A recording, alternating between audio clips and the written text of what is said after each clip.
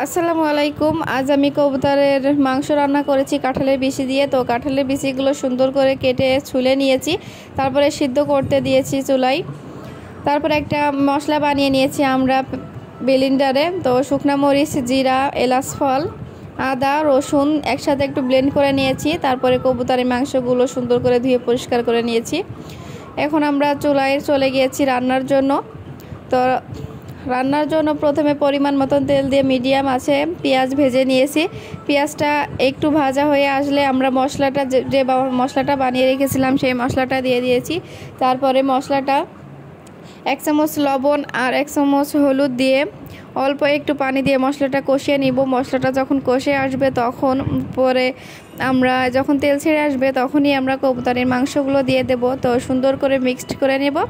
সুন্দর করে মিক্সড করে নেওয়া হয়ে গেলে আমরা এখন যে কাঁঠালের বিচিগুলো সিদ্ধ করে রেখেছিলাম, হালকা সিদ্ধ 50% সিদ্ধ আগে থেকে করে রেখেছিলাম, তো সেটা দিয়ে দিলাম। আর আমার বাচ্চার জন্য কিন্তু আমি একটা আলু দিয়েছি। তো ওইভাবে আমরা অল্প একটু পানি দিয়ে কষিয়ে নিয়েছি সুন্দর করে।